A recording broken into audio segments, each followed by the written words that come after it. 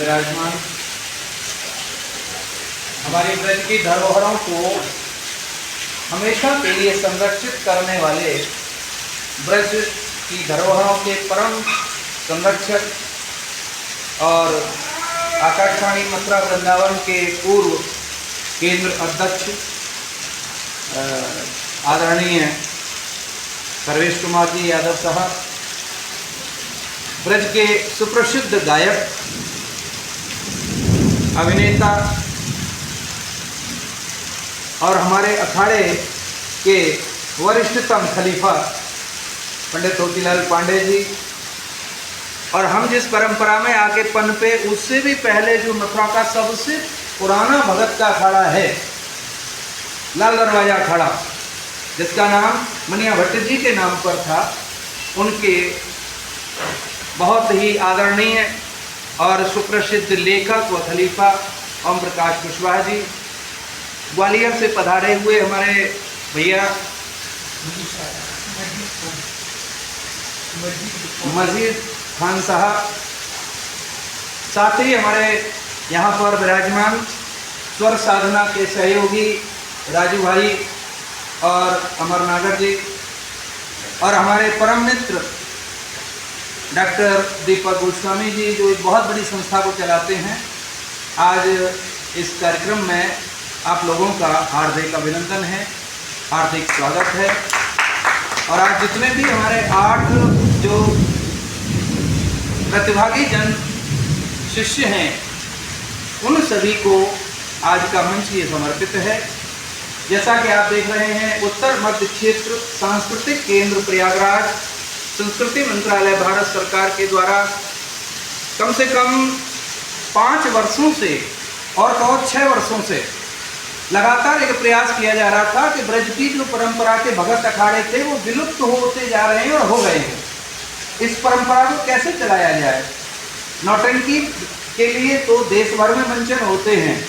और उनके लिए तमाम जो है सरकार पैसा भी देती है कि मंचनों के लिए पैसा, लेकिन ये अखाड़े जो है आदरणीय अपनी परंपरा में अपने इलाके में होते, बाहर जाके ये मंचन नहीं करते।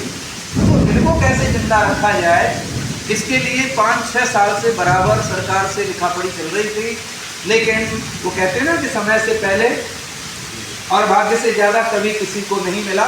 और न किसी को समय से पहले कोई काम करने का अवसर होता है। आज भगवान श्री कृष्ण की आराधनीय शक्ति राधा रानी जी के प्राकट्य दिवस पर ये अवसर मिला है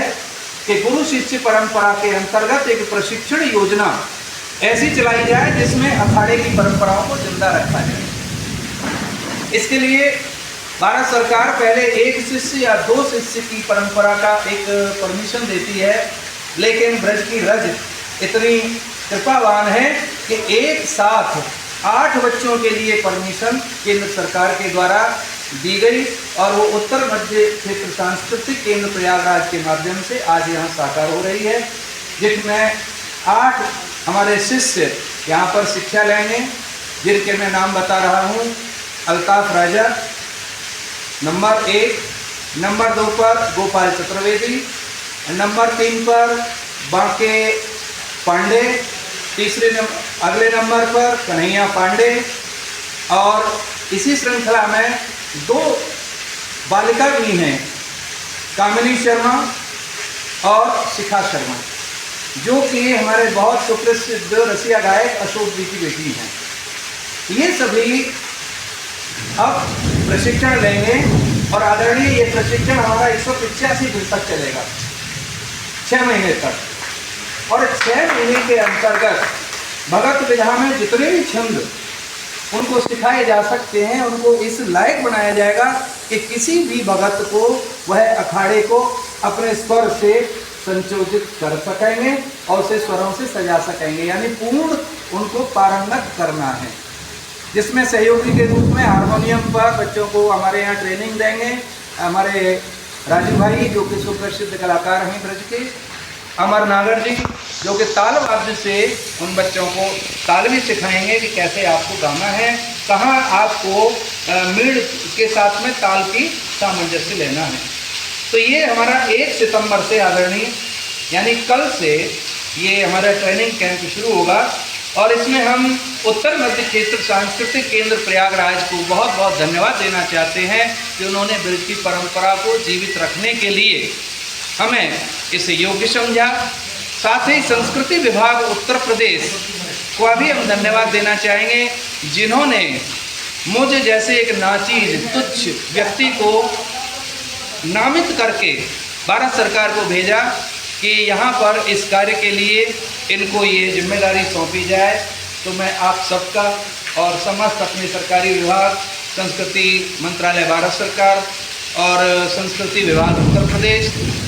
उत्तर मध्य क्षेत्र सांस्कृतिक केंद्र प्रयागराज